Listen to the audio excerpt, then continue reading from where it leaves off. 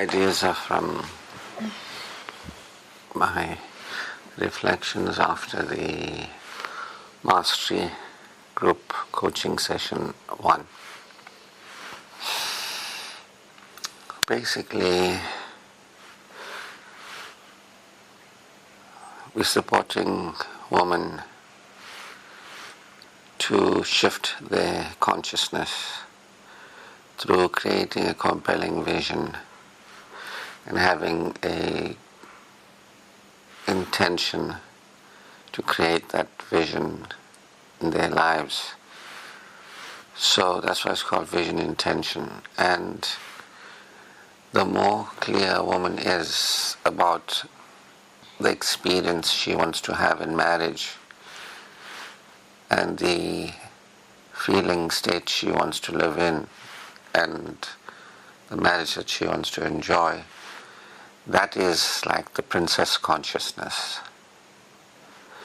because she knows what's good for her. Only a progressive woman can do this, because only a progressive woman is already interested in her own personal values, and she is self-attending. And so a self-attending woman interested in her own values as a progressive woman can be interested in her marital values and in her spousal satisfaction, because she's interested in her own personal values. She knows what she likes, what she's about, what's important to her as a human being, as a person.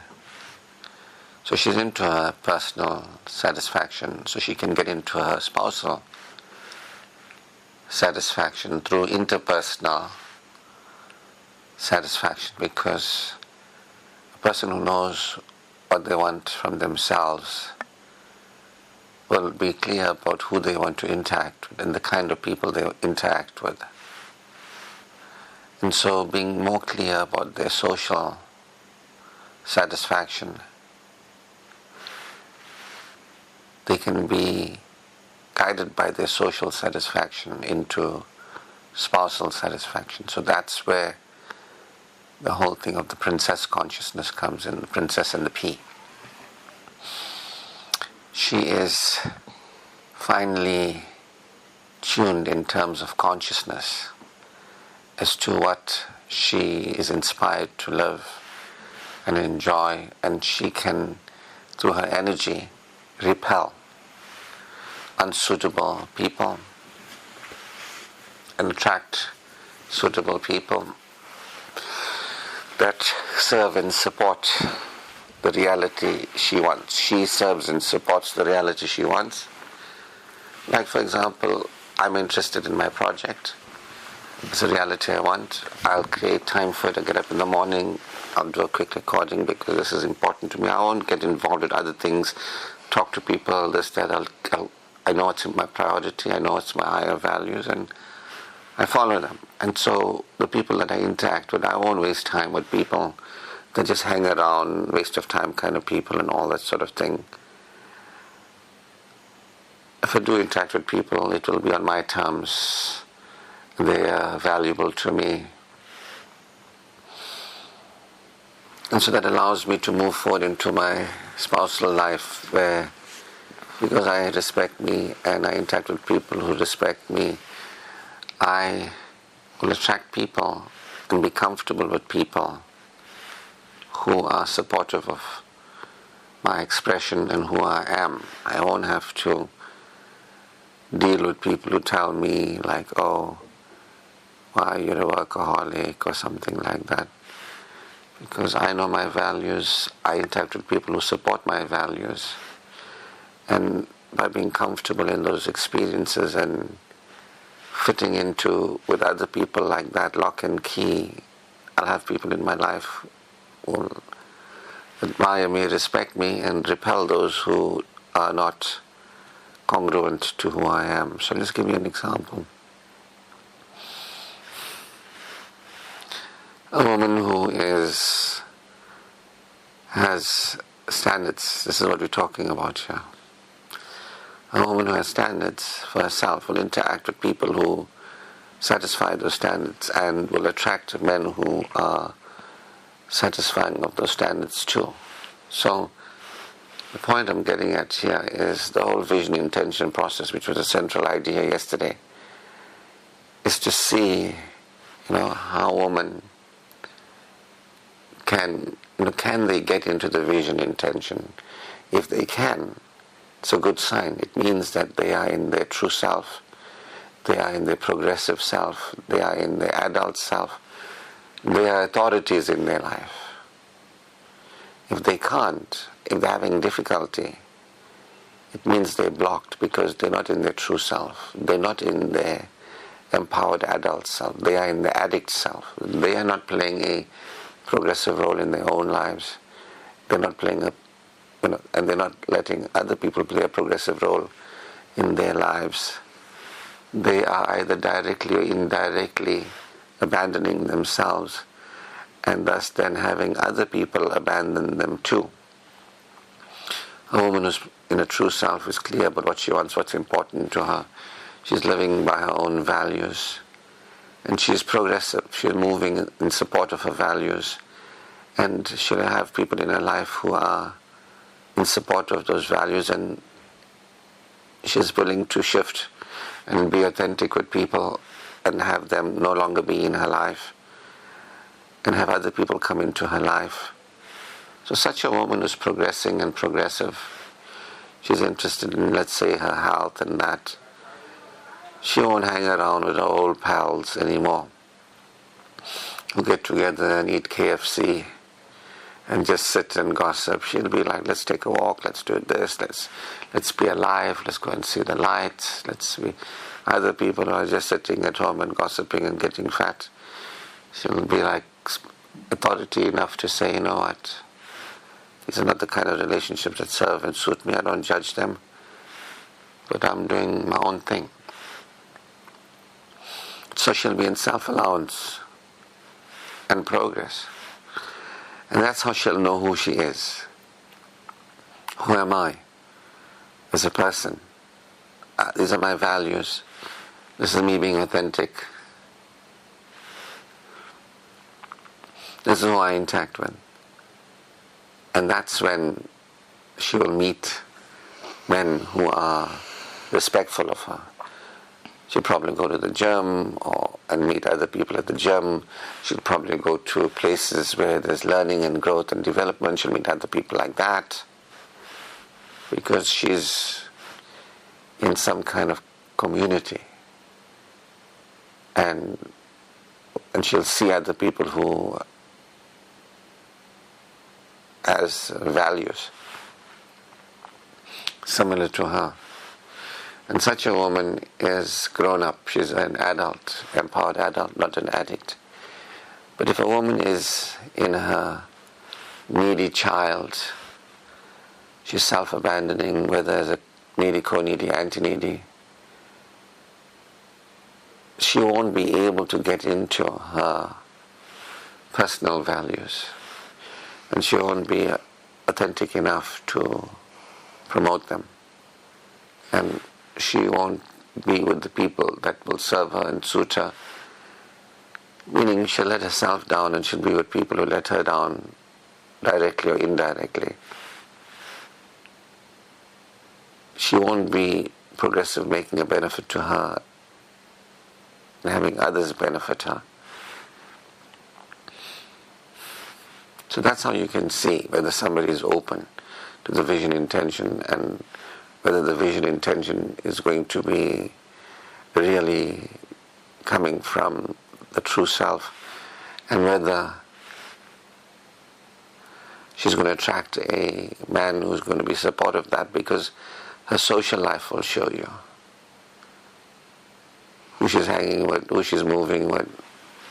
Does she have high standards for herself? So the princess consciousness can be actualized by a woman who's in a true self. She's secure, she's not needy, co-needy, anti-needy, and she's standing by her values in her adult self, supporting her life move forward. She's interested in her future life, for herself. And that's why she's interested in a future life for herself, but she's also interested in a future life for her married life. So if she's not interested in a future life, she's not going to be interested in a future married life. She's not interested in the quality of her life now and the quality of her life in the future. She's not going to be interested in the quality of her future married life. She's not going to be interested in it. So this is one of the main points that I'm making now, is that any needy, co-needy, anti-needy woman will be self-abandoning. She won't care for herself because she's trying to take care of herself, trying to take care of others, or trying to get others to take care of her. And she won't care for herself, and she won't have others care for her. She won't care for her life, and in her life she won't have people there who are supportive of her. She'll lose herself. Look, making a contribution, working is part of life where you contribute to others. But that contribution must come from from your own passion, and it must not be a work addiction, or it must not be giving yourself to everybody all of the time kind of thing. It's not a rescuing thing. That's why even the facilitators are not supposed to rescue anybody. Support them, give them time, but not rescue anybody. You don't want to lose yourself in a role of taking care of somebody else. You want to be caring to somebody as an adult, in support of other adults as adults. You don't want to be a child being in the role of caretaking somebody another person who's in the role of child and is needy. So this being caring to yourself, your body, your life, your future life, your afterlife, is a big indication. It's a sign whether you are ready to do this vision intention process, and the openness to have other people support you and to let support in, to care for you, your body, your life, to let people be there. So what does it mean to have somebody else care for you, your body, your life? It might be, I have a buddy who I walk with. I have somebody that I do some hobby with, something that I enjoy, something that benefits me. I have the company of people like that. Those are people supportive of you. You can ask for assistance. You open up beyond the role of I don't need anybody, to realize, look, I don't need anybody. I have God. I don't even need me. Nobody needs anybody, but I want to be supported. I'll ask for support. I'll open up to people who can support me. That's how you break the pattern of being a distorted masculine woman. You become healthy feminine, become the distorted feminine with this distorted masculine energy. You can do things for yourself, but you let people support you and do things for you. You let support in. You ask how you communicate with people and so on and so forth. Anyway, all these things can be addressed and supported through developmental education. The point is, if you can get to being an adult woman who can have a compelling vision and you have a intention, then you have princess consciousness. And that consciousness is going to create for you, because you are stepping into that reality, becoming clear of the features of that reality. You become clear of the energetic essence of that reality. And you are choosing to experience it now like it's already done. So, going forward from here next month, we'll see who can get into the feeling of it already done. And we'll look at some of the blocks and barriers that keep women from stepping forward and having it already be done. Some of the blocks that keep women from attracting to themselves men to fulfill this vision. So the idea is, through the vision intention, a woman shifts her consciousness and her identity from a woman who is not married because of some reason or another to a woman who is in a marriage because she's created it, and there's an expectation for reality to change because she's using spiritual principles of invocation, and she knows that I'm not the same person anymore. When I was making the mistake, I wasn't interested in my spousal satisfaction. I wasn't interested in my future self-experience as a spouse. I didn't take responsibility for the experience I want to have and create that experience. Now I am. So such a woman will move forward owning her spousal preferences and is in support of her spousal satisfaction, and will attract support for her spousal preferences being fulfilled by a suitable spouse and creating her spousal satisfaction. That's what she's doing. So there's not going to be any self-abandonment and spousal self-abandonment, which is what usually happens with women. They are abandoning themselves, they're abandoning their future selves, spouses, being spouses. They're not interested in their personal satisfaction, they're not interested in their interpersonal satisfaction, they're not interested in the spousal satisfaction. And so when they get married, they're like shocked. All those ideas that they projected onto marriage and projected onto the person, all those expectations they thought was going to happen, suddenly they enter into the deep end and they get the shock of their lives. And then they become very needy. Please, please, don't be like this, be like that, change, change. They project their needs after the fact, or their preferences after the fact onto the wrong man. That's what neediness is all about. They behave as children, not taking responsibility for the experiences that they want to have. They don't take ownership of their spousal satisfaction. And so they marry incorrectly. And when they marry incorrectly, they then become needy. My need as a spouse is this. Suddenly they realize, I'm feeling threatened, I'm not feeling safe, I'm feeling disallowed, I'm not encouraged. They start feeling that, and they start feeling bad, and they don't want to feel bad.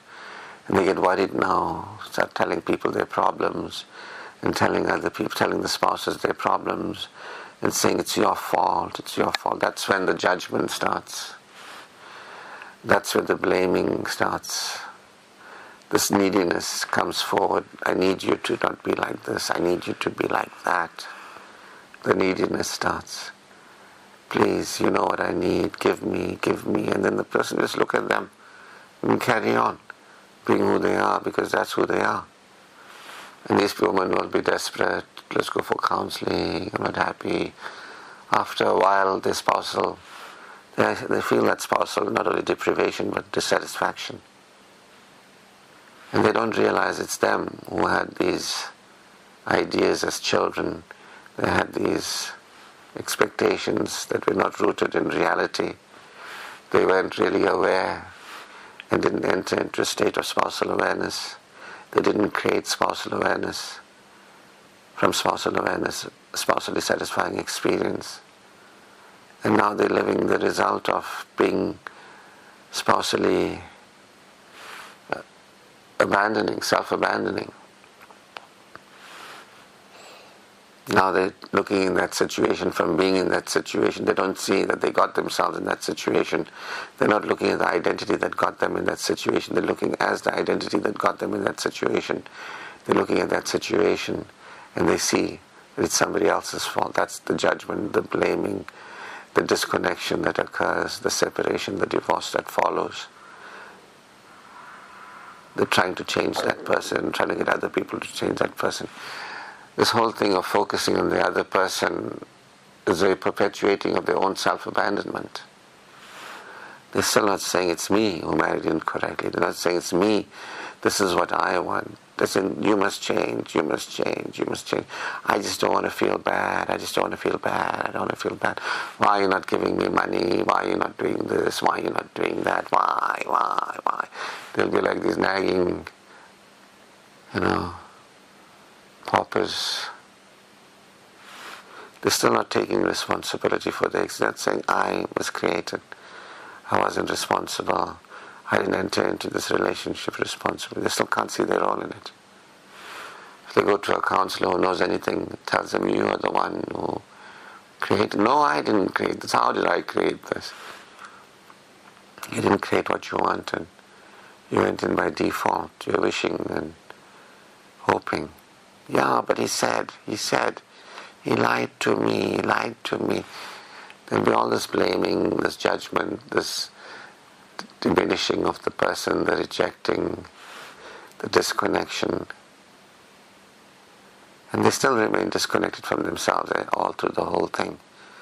And they can get divorced, and then the pattern will continue. The pattern continues.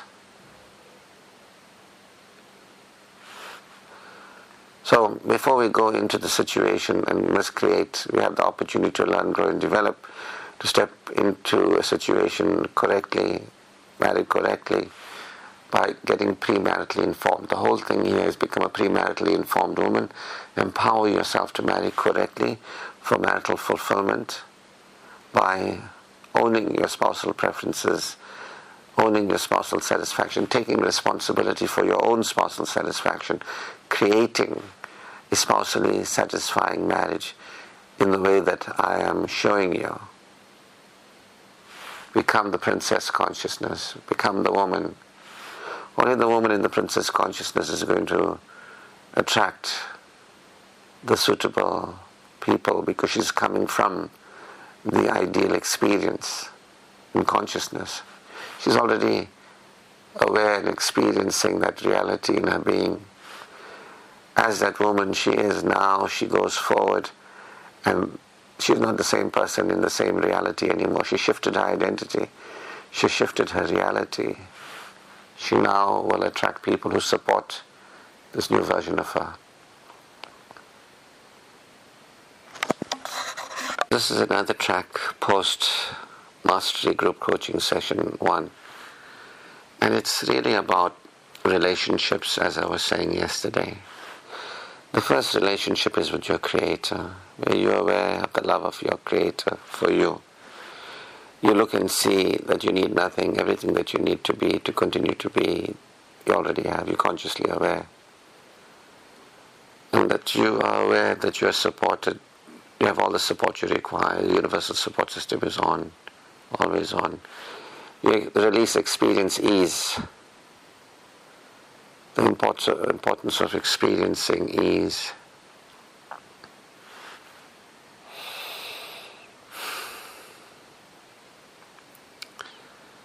You get up in the morning, if you're interested in having a relationship with your Creator, you can choose to become aware beyond the child identity and its failure to be aware. You can become aware, I have oxygen to breathe. The trees are producing the oxygen. There's day, there's night. The earth is spinning on its axis. The sunshine. The earth is remaining in its rotation, in its orbit, as it is spinning on its axis. We had nothing to do with our being alive as humans and our continuing to be alive as humans, and we're given everything. You can, if you want, to go beyond the lies of I need me to do something for me, I need somebody to do something for me, I need me to do things for people. You can go beyond the neediness of a child if you want to. You can begin to recognize I have, this unconscious neediness going on. Like everybody has it. Guidance has come to me to remember God and establish a relationship with God. And I choose to establish a relationship with God. You can do that if you want to. You can have an intention. that my vision is the first relationship with God. To experience ease, to experience being pleased, to experience peace now, to experience being free, to experience being guiltless or innocent, to experience being joyful, unconditional okayness, well-being, assurance, reassurance, assurance. This is my intention. I want to be God conscious and experience well-being, spiritual well-being. This is verily in the remembrance of God, heart's experience, assurance. Verily in the remembrance of God, heart's experience, assurance. Because if you have this relationship with your Creator, you grow yourself up from an underdeveloped child, spiritually unaware, to an aware adult. You will know that I'm at peace now. It doesn't happen in a day, it can. But usually some of us are so needy and we're so deeply identified with the child identity. But the adult identity has the potential to be a believer, is stifled. Another way of saying this, you're so deeply worshipping Satan, and Satan doesn't want you to remember God, that you can't see as an adult that you actually are okay, that everything is okay, that everything you need you have, whatever you don't have is something you don't need, but it's given multidimensionally, the potentials and possibilities, and it's yours to claim, and as you claim it, it materializes in the fourth-dimensional world, in your life. So anybody can, when they get up in the morning, practice easing up, being on the bed, that I let the bed support me, I recognize life is supporting me, I don't want to deny God, I don't want to deny His support in my favor, I don't want to deny that I depend on Him, and sufficient is God for me to depend on Him. Instead of thinking I depend on me, others depend on me, and I depend on others, instead of going down that road and living as a denier of God and His favor upon us, we can choose to build this relationship, having faith in our hearts.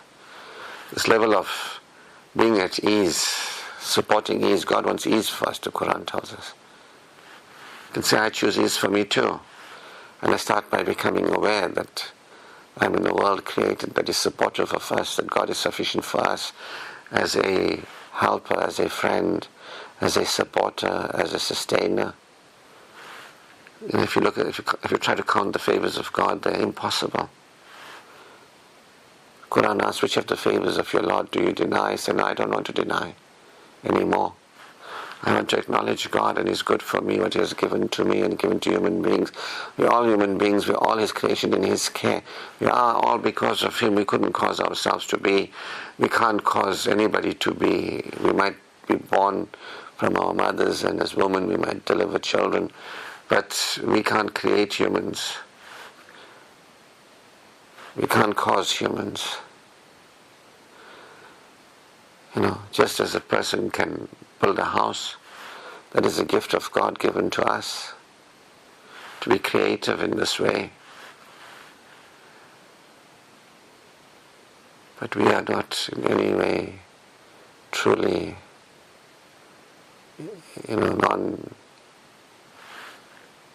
we're truly, God alone is truly independent. We can be non-dependent on ourselves and others on us, when we realize that nobody can do what God has done for humanity. Nobody can do what God continues for humanity. We can't do for ourselves, we can't do for others, nobody can do for us. And those of us who are aware, we have this relationship of being loved by our Creator, because we know we are supported, we also know we are sorted, we are favored. Human beings, the highest life form on earth. We're not only created, but we're created as human beings, the highest life form on earth. Given reason, given creativity, given the Spirit of God, we can experience being peaceful and patient, loving, compassionate, merciful, secure, creative. We've been given favors not given to other creation. We're created as the highest life forms on earth. We've been given guidance. We can go beyond the darkness into the light. Nothing bad happened to us. We are the ones who forgot God and now are creating depressed lives. Those who fail to remember Allah, theirs will be a depressed life. We can live with stress and strain and distress, all self-created. Or we can practice every day easing up, experiencing being pleased. This is all multidimensional states. This is all spiritual states when you experience ease, when you experience being pleased. I'm a favorite creation of God, and so is everybody else. We've all been given worth. Nothing bad happened to us. God is unconditionally gifting. We did nothing to be. We do nothing to continue to be. We did nothing to be created, favored, and to continue to be favored. We did nothing to get a single blessing of God. God gave us His innumerable blessings. God is truly the blessing of us. We are the blessed. We will not deny. We can develop this relationship every day of ease and being pleased, consciously aware, super consciously. We can be super consciously aware. We can realize that we have the ability to invoke Him for the realities we want. And whatever we want to live, we can see it and feel it by creating a vision and having this intention, living intentionally in support of that vision. We can be thankful that whatever is going on in life and has gone on in our lives, the conditions of our lives don't matter. What matters is that a state of security. We can experience being secure now. We can feel good now. And as we have this allowance, this feeling of, we allow ourselves to feel secure, we realize our good feeling has got nothing to do with us and anybody else, but it's got to do with the compassion and mercy, the loving kindness of God for us. And so we're not going to, try and find loving kindness for us in a man or a woman, in people, in friends, and whatever it is. And nothing great, not in money, not in work, not in jobs. We're not going to make our lives center around a human being or work or something. Our lives center around God who created us. So what are the implications for us who are in the Track Soulful Love teaching? Well, develop this relationship first. Experience that ease, experience that being pleased, experience that peace of God. That there's only one power. We are the creation of God in the care of God. Identify yourself as what you really are. We're all human beings equal before God as His creation.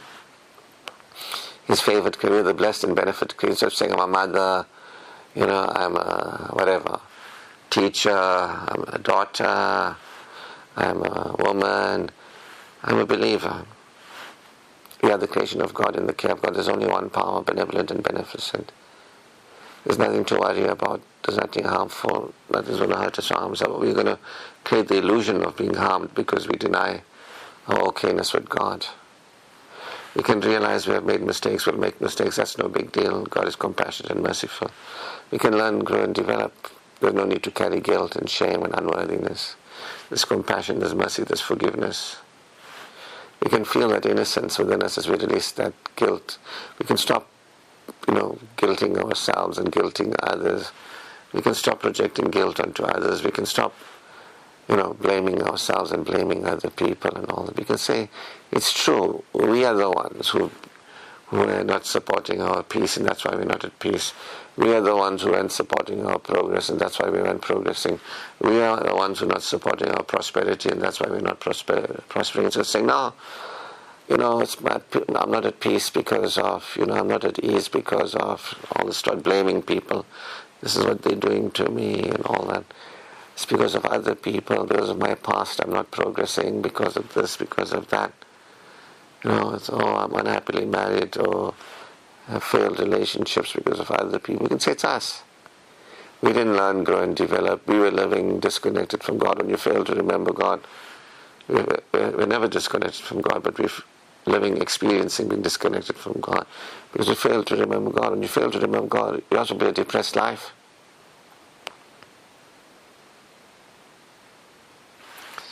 So you can build that relationship if you want to. Become a believer, a real believer, where it's got nothing to do with you or anybody that you feel peace. It's got to do with God. It's got nothing to do with anything that's happening in the world. It's got nothing to do with the world or anybody in the world. It's got to do with the Creator of the world. That you build this relationship, you have peace. When you have peace with God, you won't react against yourself and other people. That's what makes you a good spouse. You are allowing, you're not like, I need me, I need others, I need. You can be at peace while you are as you are, while others are as they are, while the world is the way it is. You can be at peace, you won't be reactive. So if you build that relationship with God, you won't be needy on you and needy on others. This man is talking about another woman. This man might find another woman. This man like this, that I need to control him. When you choose peace and you choose well-being, you go beyond trying to control the world and being controlled by the world. You will function in your most resourceful, resilient way when you choose peace, ease. And so you can build that relationship with God. Your security expands.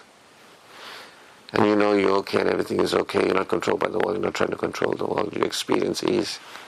You feel okay. You know your okayness has got nothing to do with anybody or anything. You claim the refuge with your Creator. You experience that peace consciousness. You're thankful. You value that peace consciousness more than anything else. From that peace consciousness, you can have that relationship with yourself. Where you value yourself, you value your body, you value your life, you value your future life. Because if you're not in joy, you're in guilt, you're in shame, you're in unworthiness, you're in blame, you are in obligation, neediness, I need, somebody else needs, I need to for others, others need to for me. You just live in as a denial of God's sufficiency for you and your okayness with God. You're not living as a believer with peace in your heart. You're not remembering God and progressing and prospering. When you have that spiritual joy that's got nothing to do with you or anybody else, it's got to do with God, you can begin to get going with learning, growing and developing in your life, focusing on you, being self-available, being caring for you. And you can let others care for you. Because that's what a lot of women who are needy, co-needy, anti-needy, they're not self-available and they don't let others care for them. They are either lost in work, needy on themselves, busy stressing and straining. They're either losing themselves in other people's lives, trying to help the whole world, being caretakers, or they're being needy, take care of me, take care of me, take care of me. It's unlikely that any of those women who are looking to be taken care of will be in my classes. Needy women won't be in my classes because needy women don't usually take opportunities to learn, grow and develop. Needy women become victims, usually, because they don't learn, grow and develop. They live desperately and they put themselves into situations where somebody is going to use them and abuse them because they have no choice. Just take care of me, take care of me, take care of me. They're looking for somebody to be their fathers. It's unlikely that the women in my classes are wanting the man to be their father. It can happen, maybe partly. But generally the women in my classes are women who are saying, let me be your mother, I'll be your mother, be my son. Or you're like, I don't need anybody. I'll take care of myself.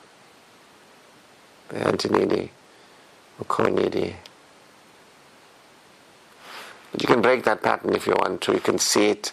You can see the lies, the stories. You can become a different person. And you can be the person who is caring for you and letting others care for you. You can be caring to others at the first level of being caring for you, your body, your life, your future self, your after self. And at the second level, you can let other people care for you and assist you with you, your body, your life, your future life, your afterlife. You can let in that caring, you can interact with the right people that benefit you, instead of hanging around people who are going nowhere. They don't add to your life.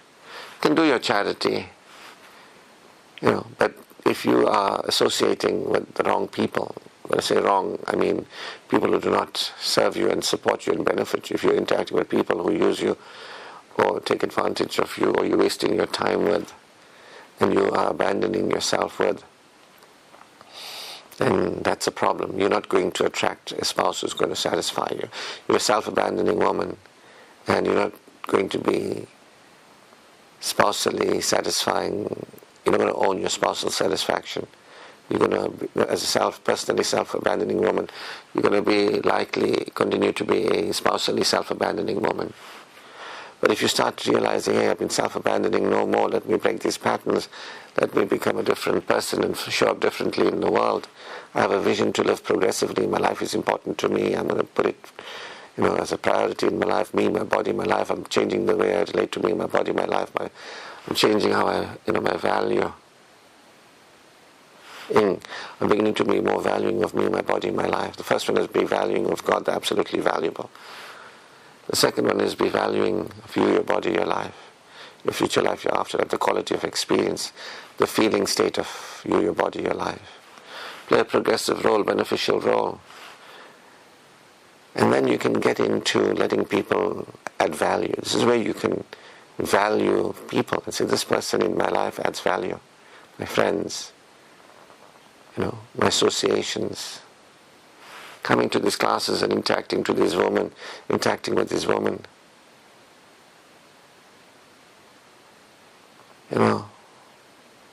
benefiting me.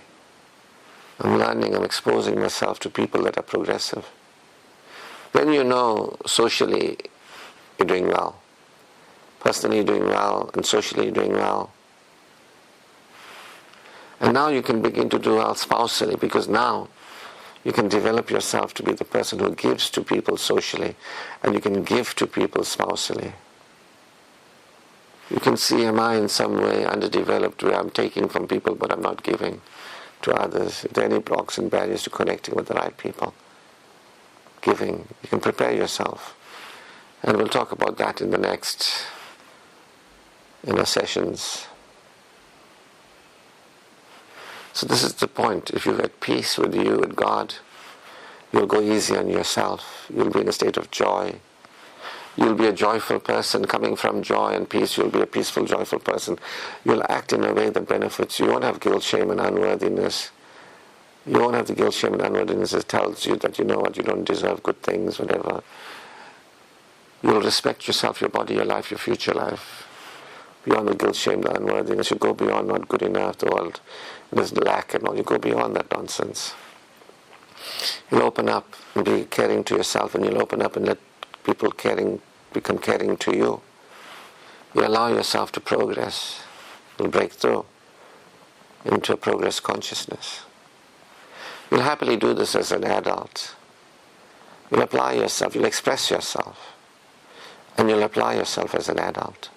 From being aware of God and the power of God and the privileging nature of God, and experiencing that ease, that being pleased, that peace, that joy, that we have everything that we need, that rejoicing, from that all that good feeling with God, you can now go forward and live your life, connect with your true self, and enjoy yourself, enjoy your life in a way that's healthy and benefits you.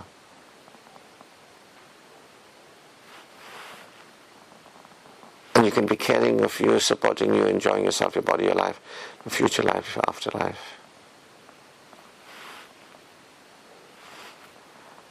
You claim God's good for you in this world and the world beyond. You be progressive for you. And then that's when you're progressive for you. So first is that peace with God, then that's progress with you. You're happy with God and you're happy with yourself. You're not looking for a man to make you peaceful or experience joy with. No man can make you peaceful and experience joy. You've got to be a person who's with God, experience the peace and the joy with God. And you can happily express yourself, and you happily express yourself.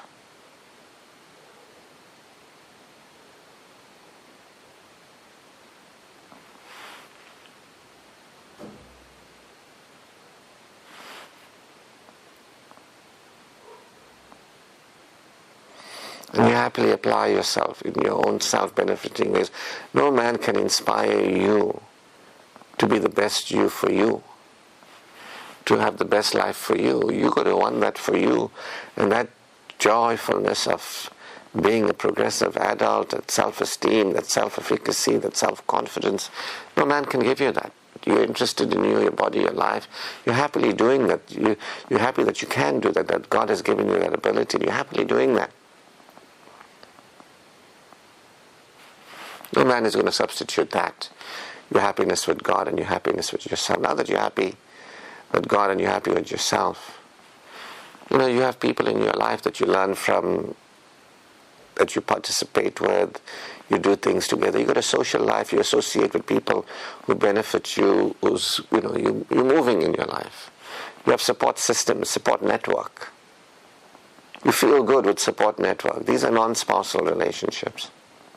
You got that. You're not expecting your spouse to be a support network in a, you expect your spouse to be a support network in a spousal way. Anyway, that's next. For now, you have social connections with the right people. They might be few, but they're good for you. You eliminate the people from your life, you limit contact with them, you be respectful, kind, you don't judge them. But if people are not good for you, they don't assist you for your relationship with God, for your relationship with yourself, your body, your life, your future life, your afterlife, areas of your life, your work life, your career life. You got your own life. You got all this. You got put the right people there. You have a relationship with money. You value people. You value things that add value to your life.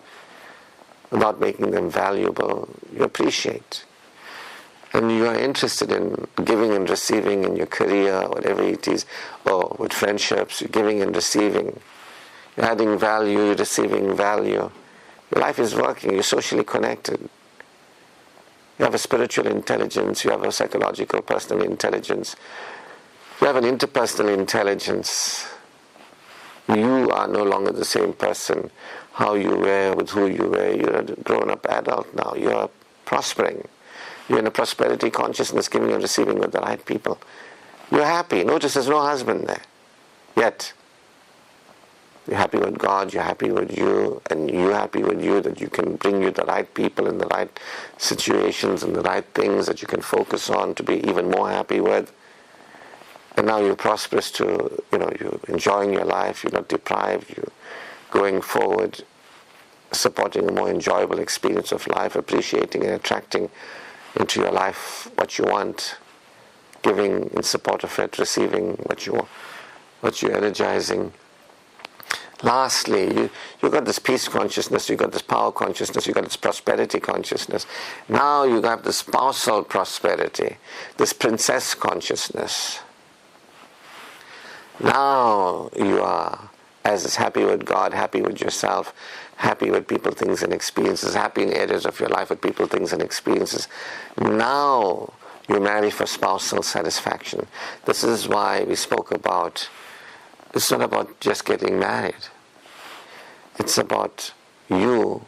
Do you recognize your spousal needs, desires, and preferences? Do you recognize your spousal needs, desires, and values, your spousal preferences? Do you recognize them? Because most women don't recognize them because they're not peaceful, powerful, progressive, they're not prospering. Because they're not in their spiritual needs being met, their personal needs being met, their interpersonal needs being met, their career needs being met, whatever it is. They're not into that. And so only those who are into the peace, power, prosperity consciousness will step into a paradise consciousness in this world through death and beyond. You get what I mean? You can step into God's good for us in this world through death and beyond. You can step into the unimaginable, what God has in store for us, His potentials and possibilities already given to us, our destiny, our marital destiny of living together in tranquility, in harmony, that God created from among ourselves, partners to pair with, and put love and compassion in our hearts, that we may dwell with each other in tranquility. So if a person doesn't really have a peace consciousness, a power consciousness, a progress consciousness, a prosperity consciousness, it's unlikely they're going to enter into a spousal prosperity consciousness. They're going to marry, but not as happy with God, happy with themselves, happy in their lives, happy with how they're applying themselves in their lives, the quality of their lives, the people. They're not going to be happy. And they're just going to get married as this unhappy woman, and they're not going to be supporting and taking ownership of their spousal satisfaction. So they're going to get married. And they're not going to be spousally satisfied. They're going to be spousally dissatisfied. Some will be excited in their marriage. They think they are happy. They are apparently happy. They're not actually happy because they're happy the man bought them a car, the man is like this, the man is like that. There are people, there are women who want to be children to their husbands. They want their husbands to look after them. But they're not stepping into those marriages as adults who want to have their adult spousal satisfaction. Get what I mean? So there are some women who will get excited and think they're happy because they're getting bought this and get bought that, got a nice ring. You can have all that as part of your adult satisfaction. But this is excitement. It just means that the person is not an adult and the person is not spousally satisfied. The person is just getting excited as a child. I got this toy, I got that toy. So nice. I'm Mrs. So-and-so. I'm a big shot now. I married a big shot. He's a big shot. I'm a big shot. You know what I mean? The status, this, look at me, I can afford this. I got somebody looking, I got money, this man. I'm not judging any of those reasons to marry. I'm just saying that those are not reasons to marry. I mean, those reasons are not marrying for spousal satisfaction.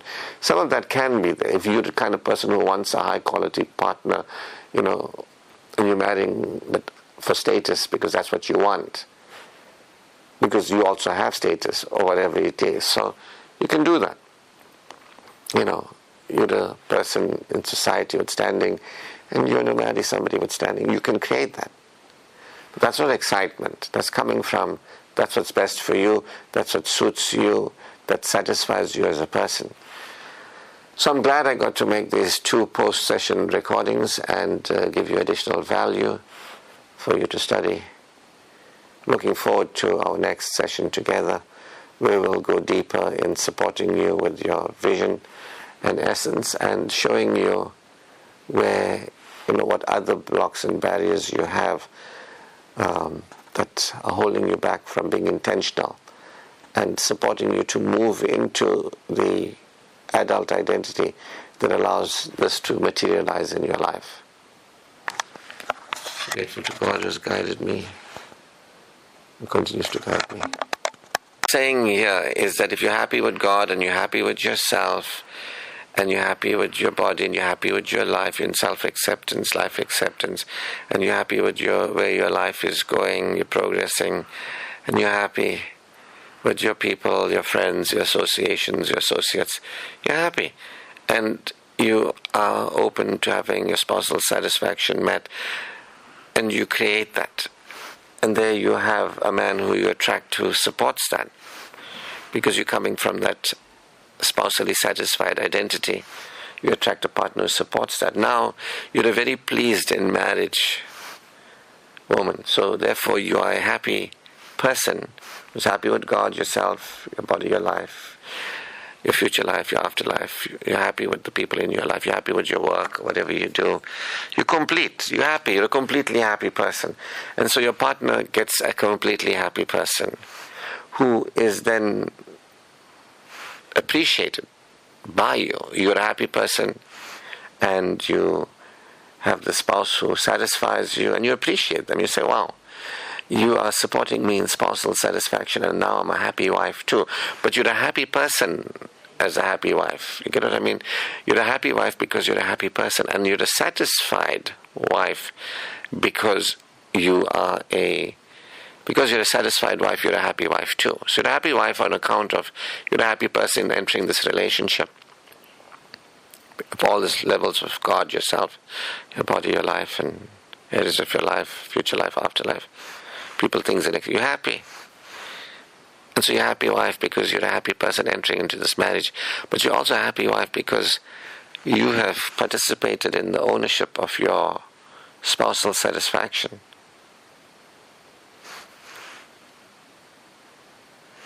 And you've attracted this man, and God has sent him to you as you've selected him. You've checked and paced the relationship, and you've chosen him. And now you appreciate him. You say, this is what I like about you. These are the things I wanted, and you have it. I appreciate you. I value you. So it'll be like 60-70% of your top 3 values all sorted, and the rest you can fine-tune along the way. If he's more or less what you want him to be, then through communication and expression, you can fine-tune your way.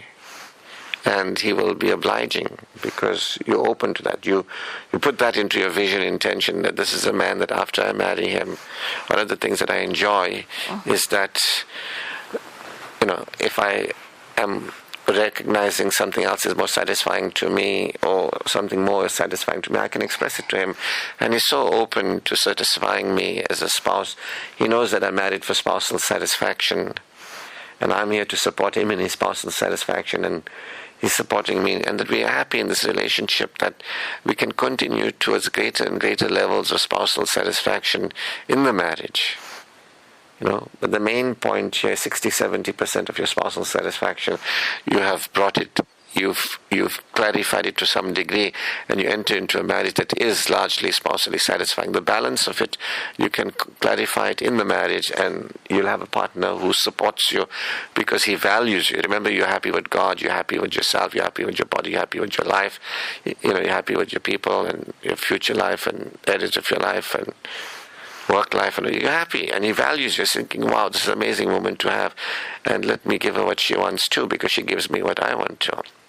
She values me, I value her, and we're working towards improvement of our spousal satisfaction. We are married for spousal satisfaction. You let the people know that when you're marrying, before that this is the reason why you're marrying. You're not marrying just to get married. You're not just marrying for whatever reasons other people marry. You are marrying for spousal satisfaction. That's what distinguishes you in this teaching. See, this is the identity that you're stepping forward into marriage with, that I am premaritally empowered, and I am choosing, as a premaritally informed woman, to marry for marital satisfaction, becoming aware that as a progressive woman, I marry for marital satisfaction, prepared to support my spouse in his marital satisfaction by just me being me, and me knowing who I'll suit and who will suit me, and knowing that God knows even better that who will suit me and that I'm open to having the person suit me for who I am and support my life, what my life is, to move forward and thus serve me in marital satisfaction. I'm creating my marital destiny. I'm claiming my marital destiny. That's what we're doing here. So I just wanted to include that concluding statement.